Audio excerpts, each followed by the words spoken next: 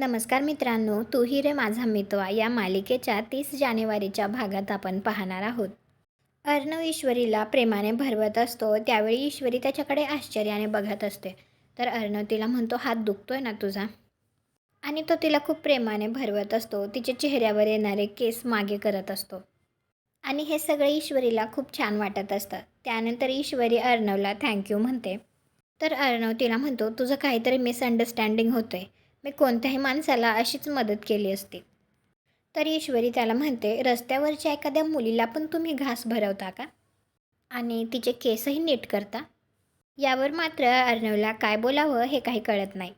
त्यानंतर खाली आल्यावर अर्णव समोर राजेश असतो. तर राजेश म्हणतो, काय झालं? तर अर्णव त्याला एक रुमाल दाखवतच म्हणतो, हा रुमाल तुझा आहे ना? R for Rajesh. तर यामुळे आता राजेश थोडासा घाबरतो.